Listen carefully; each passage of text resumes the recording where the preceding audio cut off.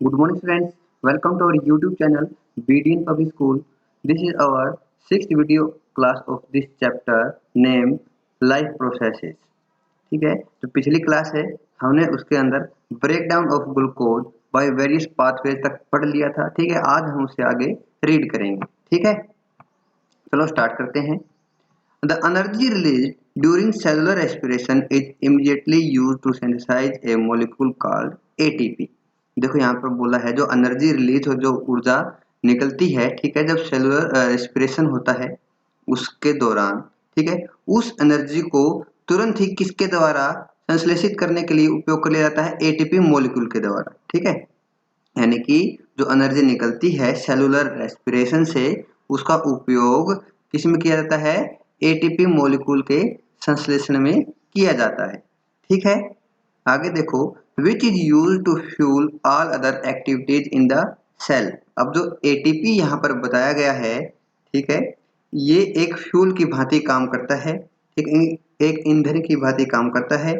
किसके लिए? जो और एक्टिविटीज, जो और क्रिया होती हैं सेल के अंदर। ठीक है, सेल के अंदर जो और क्रियाएं होती हैं, ठीक है, उनके लिए ये एटीपी एक फ्यूल, एक ईंधन की तरह कार्य करता है। आगे देखो, in these life processes ATP is broken down giving rise to a fixed amount of energy. यानी कि ये जो प्रोसेसेस हैं, ये जो प्रक्रियाएं हैं जो आपकी सेल के अंदर होती हैं, ठीक है, उन प्रक्रियाओं में क्या होता है, जब ये एटीपी है इसको ब्रेक कर लिया जाता है, तोड़ दिया जाता है, ठीक है, और इसको तोड़ने से क्या होता है, एक निश्चित अमाउंट में, निश्चित मात्रा में जो एनर्जी है वो रिलीज होती है, निकलती है। ठीक है, which can derive the endothermic reactions taking place in the cell. और उस एनर्जी से क्या है कि जो एंडोथर्मिक रिएक्शंस होते हैं, यानी कि ऐसी रिएक्शंस जो किसी सेल के अंदर, ठीक है, अंदर होती हैं, ठीक है, उनके लिए उपयोग में इस एनर्जी को ले लिया जाता है। ठीक है, यहाँ पर ये बात बताई गई है। आगे देखो, अब है एटीपी। एटीपी क्या चीज है? सबसे पहले तो आपको समझना पड़ेगा। ठीक है, ATP is the energy currency for most cellular processes. यानी कि जो एटीपी है एक करेंसी की भांति है, ठीक है, किसके लिए? जो सेलुलर प्रोसेसेस हैं, यानी जो सेल के अंदर जो प्रोसेसेस, जो प्रक्रियाएं होती हैं उनके लिए। ठीक है, जैसे हमें कोई भी चीज खरीदनी होती है या फिर किसी चीज की हमें जरूरत होती है, तो हम क्या करते हैं? अपनी करेंसी, तो क्या है इंडिया की करेंसी? रुपया। रुपया देके हम उससे वो चीज खरीद लेते हैं।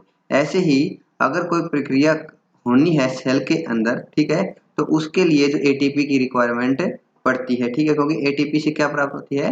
एनर्जी प्राप्त होती है। ठीक है, तो इसीलिए यहाँ पर लिखा गया है एनर्जी करेंसी है, किसके लिए? सेलुलर प्रोसेसेस के लिए। ठीक है, the energy released during the process of respiration is used to make an ATP molecule from ADP and inorganic phosphate. यानी कि जो एनर्जी रिलीज होती है किसके दौरान? श्वसन के दौरान। ठीक है, जो श्वसन के दौरान जो एनर्जी रिलीज होती है, ठीक है, निकलती है, उसका उपयोग क्या बनाने में किया जाता है? एटीपी मॉलिक्यूल को बनाने में किया जाता है। और एटीपी किससे बनता है? एडीपी प्लस इनऑर्गेनिक फॉस्फेट से। देखो यहाँ पर दिखा रखा है ADP plus phosphate, inorganic phosphate. इसको अगर एनर्जी प्रोवाइड की जाए, ठीक है, इन दोनों को, ठीक है, तो क्या बनता है? एडीपी बनता है। ठीक है, एडोसिन ट्राइफॉस्फेट। ठीक है, इसका ये कंप्लीट नाम है। ठीक है, बाकी आप थोड़ा बहुत ये है आप रीड कर सकते हैं इसके बारे में। ठीक है, आगे देखो, since the aerobic respiration pathways depends on oxygen, aerobic organisms need to ensure that there is a sufficient intake of oxygen। यानी कि जो एरोबिक रेस्पिरेशन है, ठीक है, उसके अंदर ये किसके ऊपर डिपेंडेंट है? ऑक्सीजन के अंदर। ठीक है, तो जो एरोबिक ऑर्गेनिजम्स हैं, यानी कि जो ऐसे ऑर्गेनिजम्स जो एरोबिक रेस्पिरेशन को या फिर फॉलो करते हैं या फिर एरोबिक रेस्पिरेशन के ऊपर डिपेंडेंट रहते हैं, ठीक है, पहले वो इंश्योर करते हैं, पक्का कर लेते हैं कि जो ऑक्सीजन की जो मात्रा है उनके द्वारा ली गई वो काफी है। ठीक है, we have seen that plants exchange their gases through stomata. हमें पता है जो प्लांट्स हैं वो अपनी गैसेज का जो एक्सचेंज है वो किसके माध्यम से करते हैं? स्टोमेटा। स्टोमेटा आपको पता होना चाहिए। ठीक है, छोटे छोटे छिद्र होते हैं पत्तियों के अंदर। ठीक है, तो उसके माध्यम से जो गैसेज यानी कि ऑक्सीजन का और कार्बन डाइऑक्साइड का ये आदान प्रदान करते रहते हैं। And the large cellular spaces ensure that all cells are in contact with air. और जो इंटरसेलुलर स्पेसीज हैं, ठीक है, वो क्या इंश्योर करते हैं, क्या पक्का करते हैं कि जितने भी सेल हैं वो हवा के साथ कॉन्टैक्ट में रहें। Carbon dioxide and oxygen are exchange by diffusion here, यानी कि मैंने बताया कि डिफ्यूजन के माध्यम से, डिफ्यूजन के थ्रू जो कार्बन डाइऑक्साइड है और ऑक्सीजन है वो उनका एक्सचेंज होता है, ठीक है। They can go into cells और away from them and out into the air. यहाँ से ये बताया गया है कि जो गैसेज हैं यहाँ से सेल्स के अंदर या इनसे बाहर, ठीक है, जा सकते हैं।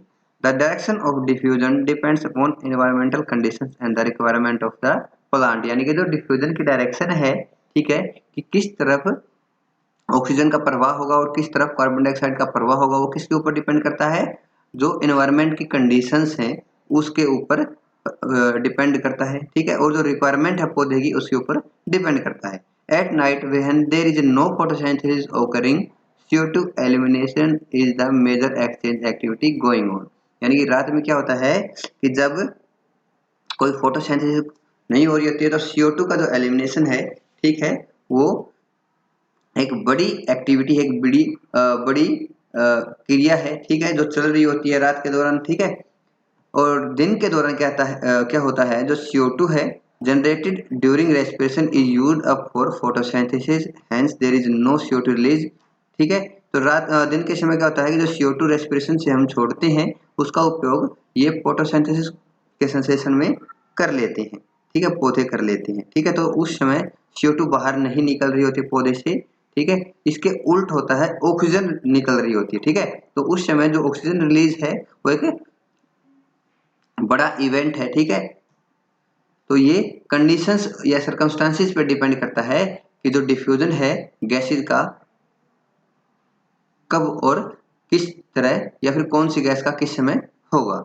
आगे देखो, animals have evolve different organs for the uptake of oxygen from the environment and for getting rid of carbon dioxide produce, यानी कि जो एनिमल्स हैं, पशु हैं, उन्होंने अलग अलग जो ऑर्गन्स हैं, अंग हैं, ठीक है, उनको इवॉल्व कर दिया है, विकसित कर लिया है समय के साथ साथ, ठीक है, क्या करने के लिए, ऑक्सीजन को एनवायरनमेंट से, पर्यावरण से ग्रहण करने के लिए और कार्बन डाइऑक्साइड से छुटकारा पाने के लिए, ठीक है। Terrestrial animals can breathe the oxygen in the atmosphere but animals that live in water need to use the oxygen dissolve in water, यानी कि जो टेरेस्ट्रियल एनिमल यानी कि जो जमीन पर रहने वाले जो पशु हैं वो क्या करते हैं, वो ऑक्सीजन ले सकते हैं एटमॉस्फेयर से, लेकिन जो एनिमल, जो पशु पानी के अंदर रहते हैं उन्हें ऑक्सीजन किसे लेनी पड़ती है, जो पानी के अंदर घुली हुई ऑक्सीजन उसका उपयोग करना पड़ता है, ठीक है।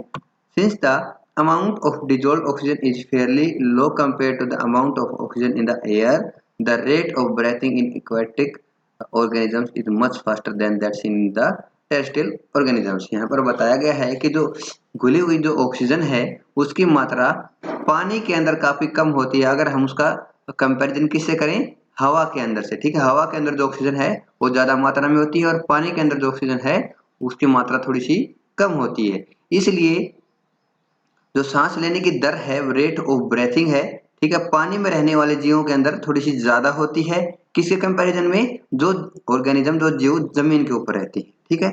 Fishes take in water through their mouth and force it past the gills where the dissolved oxygen is taken up by blood, यानी कि जो फिशेज हैं, मछली हैं, वो क्या करती हैं, पानी अंदर लेती हैं, ठीक है, किससे, अपने मुख से लेती हैं, ठीक है। वो उस पानी को वो अपने गिल से, ठीक है, अपने गिल से क्या करते हैं, बाहर निकालने को गिल से बाहर निकालती है, ठीक है। इससे क्या होता है कि जो डिजोल्व ऑक्सीजन होती है पानी के अंदर, ठीक है, वो ब्लड के अंदर वहां पर मिक्स हो जाती है, ठीक है। ये एक अलग प्रोसेस है, अगर आप बड़ी क्लासेस में जाओगे तो आपको ये समझ में आएगा कि गिल्स से जो ऑक्सीजन है वो ब्लड में कैसे डिजोल्व हो गई, ठीक है।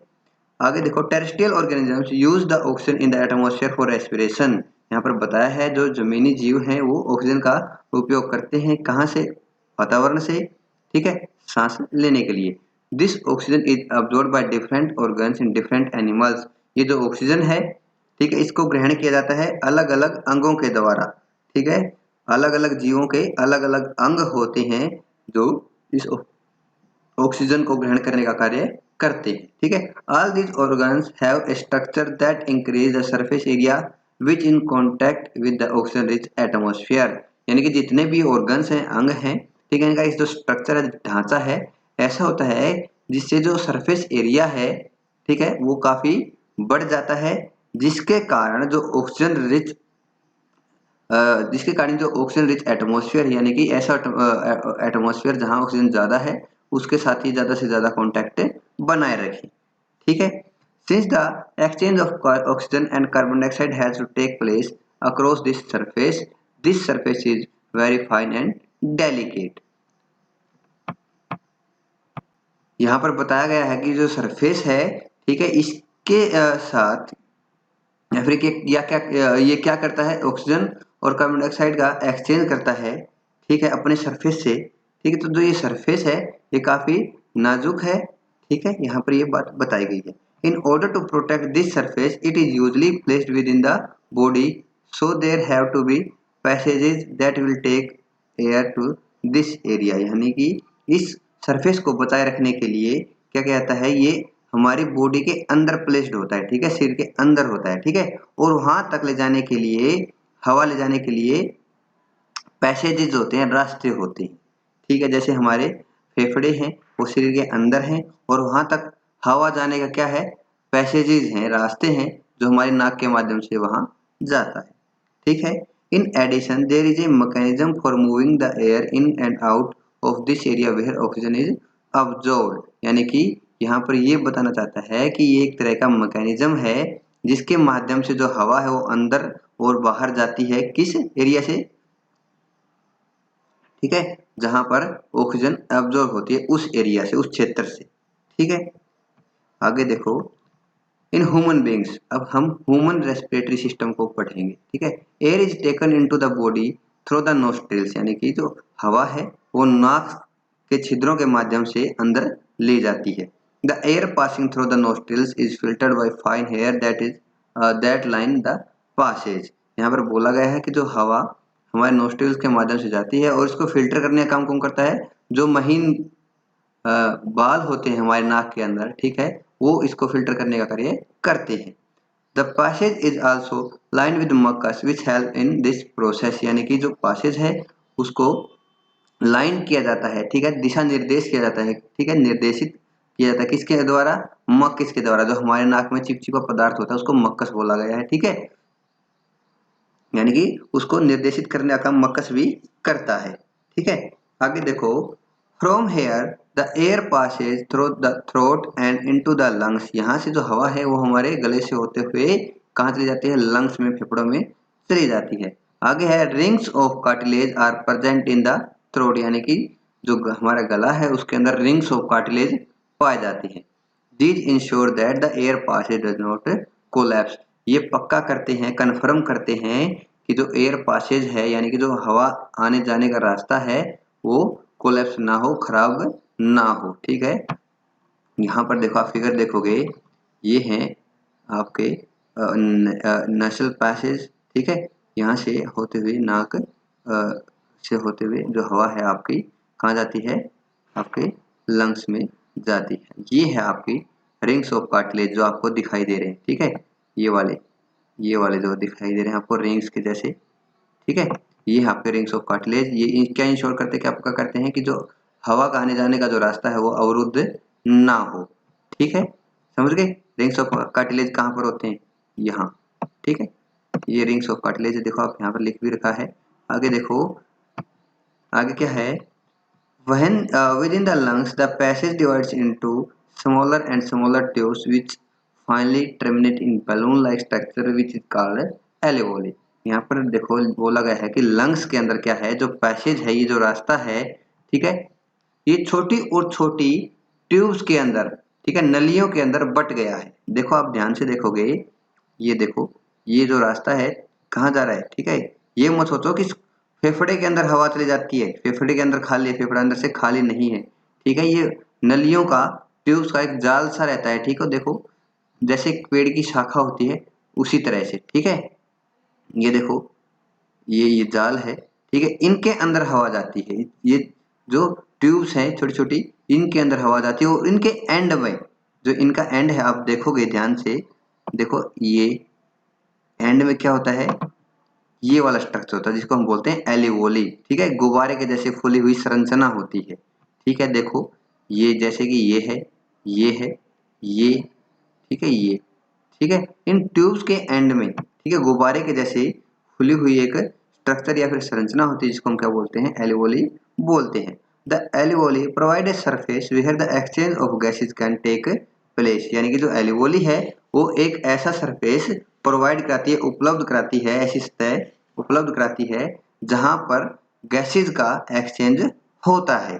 ठीक है, यानी कि जो गैसेज का एक्सचेंज है वो यहाँ पर होता है। कैसे होता है, अब ये जो आगे देखो, the walls of the alveoli contains an extensive network of blood vessels, यानी कि जो ये एल्वेली हैं इनके अंदर क्या है, ब्लड वेसल्स होते हैं, ठीक जैसे ह्यूमन डाइजेस्टिव सिस्टम के अंदर आपकी जो विली की अंदर वॉल्स थी, ठीक है, विली की जो वॉल्स थी उनके अंदर ब्लड सेल्स होते हैं ना, ठीक है, वैसे ही एल्वेली है, इनके अंदर भी ब्लड सेल्स होती हैं और यहाँ ब्लड सेल्स के अंदर ऑक्सीजन घुल जाती है और जो ब्लड सेल्स, ठीक है, वेरियस सॉरी यहाँ पर ब्लड वेसल्स बोला, सेल्स नहीं, ब्लड वेसल्स, ठीक है, यहाँ पर ब्लड वेसल्स के अंदर जो ऑक्सीजन है वो घुल जाती है। ठीक है, और जो कार्बन डाइऑक्साइड ये जो ब्लड वेसल्स हैं, ठीक है, अपने शरीर के अलग अलग अंगों से यहाँ पर लेके आती हैं, वो इसके अंदर वापस छोड़ देती है। ठीक है, यानी कि इस एल्वेओली के अंदर, ठीक है, तो यहाँ पर जो गैसेज का वो एक्सचेंज हो जाता है, ब्लड अपने साथ क्या ले जाता है, ऑक्सीजन ले जाता है। ठीक है, देखो मैंने आपको पहले भी बताया था कि जो हार्ट है हमारा, ठीक है, जो हार्ट है उसके अंदर क्या था,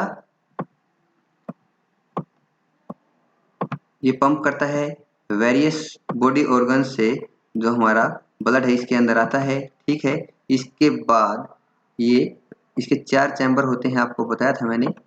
ठीक है, पहले इस चैम्बर में ऊपर से भी ब्लड आता है। ठीक है, यहाँ पहले इस चैम्बर में, इस चैम्बर में, फिर ये जो ब्लड है कहाँ जाता है, आपके लंग्स में जाता है। ठीक है, आपके लंग्स में जाता है।